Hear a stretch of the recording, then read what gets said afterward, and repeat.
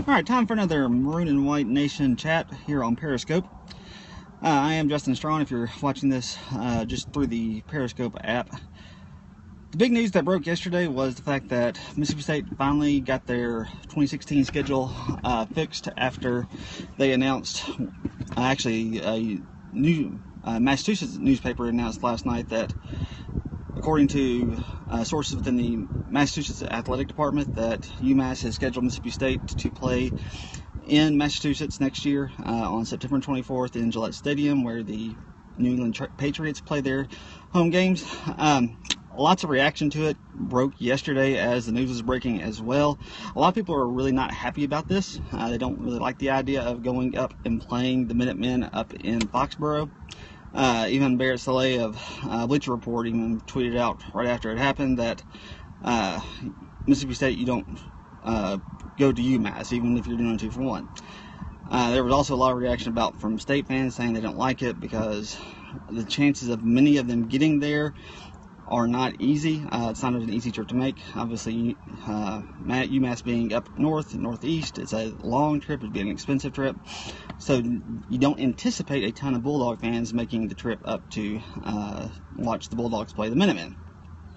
And the big question became, why would Mississippi State do this? Why would Scott Strickland schedule this game with the Minutemen? Because it doesn't make sense. There's no reason to. At least with South Alabama, Troy, some of these other teams, Southern Miss even, the reason that you play those teams, even though you expect to win, even though you're willing to go on the road to play those teams, the reason you do it is because you can get your team into those areas and possibly start picking up recruits. Mississippi State is not going to ever be heavily recruiting in the state of Massachusetts, so why go up there? Well, it comes down to simply they had to do it. They didn't really have a whole lot of choices. They had to get a game on the schedule. They had to figure out a way to find an opponent at this point, and so what were they going to do? UMass was really the best alternative. They really weren't going to schedule a Power 5 team. Those options were limited because once they were trying to schedule someone to come in and play them, they had to find somebody whose schedule could accommodate Mississippi State's schedule because their schedule's pretty much set. Some of the things you may not know about why this came down. UMass was dropped as a football-only member of the MAC last year, so they had to scramble to get as many games as they possibly could.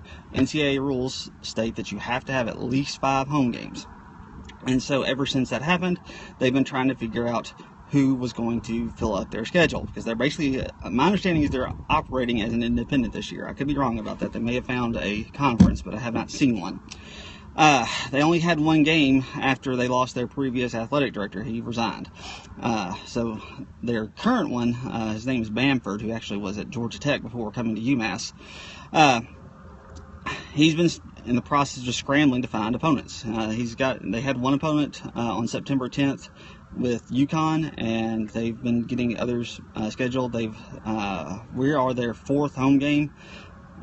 They've got Tulane, Louisiana Tech, UConn, and I can't remember who the other team is, but they'll probably eventually schedule one more. They're probably going to play 5 home games, but they had to have at least 5s. So scheduling us, getting us on the schedule, a requirement for them was probably saying, hey, you've got to play us at home next year. We've got to have some home games. That's the reason that we're going to have them return to Starkville in 2017 and once again in 2020. So this is how they've gone about getting the schedule fixed. I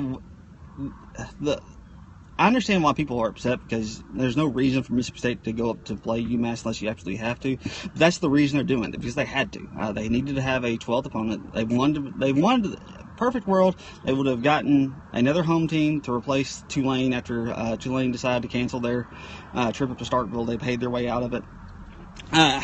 But this is not a perfect world. It's not a perfect situation. So, Blake Thomas is exactly right. There are only 6 home games now, and that's an issue. Mississippi State wants to have 7. You want to have 7 home games. It's more revenue. It's more chances for the fans to get to Starkville. It's more chances to see the team win at home. That's another reason. So these are all the reasons that you want to have 7 home games, and you wanted to get that game here. But Scott Strickland, if you didn't pay attention to what he was saying after the announcement was made that Tulane was canceling, he was saying all along that getting a 7th home game in 2016 after Tulane dropped their commitment to us, it was going to be difficult. It was going to be really, really hard. And so you kind of had to come into this expecting the worst. And considering the fact that they scheduled Massachusetts, that's probably about as bad as it could get. The only way it probably could have gotten worse is if they would have been forced to schedule a second FCS opponent for 2016. Is if they had done that, then they would have had to have won. You have to go in winning at least 7 games, because you can only count one FCS team towards your chances of getting bowl eligible. So it's a difficult situation that Scott Strickland was put in. And honestly, I think he made the best out of the bad situation. I don't think he would have scheduled UMass had he been doing this 4 or 5 years down the road. He's having to get a schedule-only opponent for next year. And the longer you wait, the more likely it is that you're not going to be able to find somebody. So he took the opportunity that was there, he found it, and he just went ahead and scheduled the team that was there and willing to go ahead and play the Bulldogs. We are going to get 2 home games later on, so this is basically your standard 2-for-1. The only difference is we're going to an area that we don't really recruit. I mean, we don't recruit at all, to be honest with you. So it's not the best situation. It's not what you want to see as a Bulldog fan, because most of us aren't going to be going up to Foxborough to watch the Bulldogs play that day. There might be a few of us.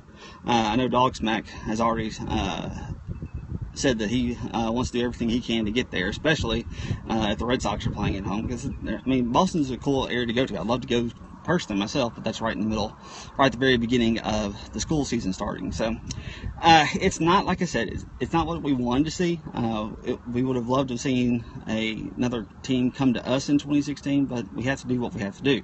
We needed to get that game on the schedule. UMass had a very flexible schedule because of the fact that they're still trying to get their entire 2016 schedule organized for next year.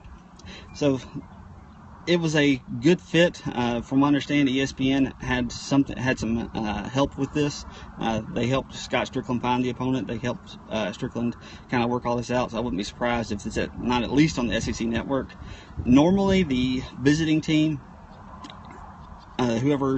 whatever network covers the home team, whatever network covers the home team's conference, they normally determine they normally have the broadcast rights, but as of right now, I don't think UMass has a conference, so there's a really good chance that this game could end up being on the SEC network, which, considering the fact that they're going up to Foxborough, there's not probably going to be a ton of people in the stands to watch this game. Like I said, Mississippi State's not going to bring a whole lot of people. We might have a few thousand at most, if that many, but I don't know what Massachusetts draws, but I can't imagine that they're going to draw just a ton of people, especially considering the fact that this will be our first year without Dak Prescott.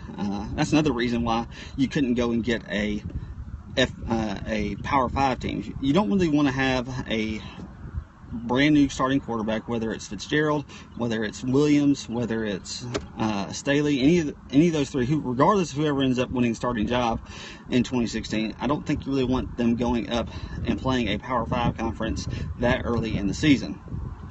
That could just be a really difficult really difficult way to go. Hey, from Cordova. So anyway, that's kind of my take on the situation. Yeah, it's not what we wanted, but it's making the best out of a bad situation. We had to expect this. I know a lot of people were disappointed in the fact that we are playing Massachusetts, but you know what? It's okay. We'll be all right. The Bulldogs have plenty of things going for them. They needed a team to play that they could go on the road and pretty much guarantee themselves a win. And in all likelihood, unless Massachusetts just gets a whole lot better over the next year and a half, then we found the opponent that we needed. So no, we don't want to go to Foxborough, but we do what we gotta do. So anyway, I hope you enjoyed it. I'll have this up on Periscope for the next 24 hours, and I'll post the video to Maroon and White Nation later on tonight. And until next time, I will see you then.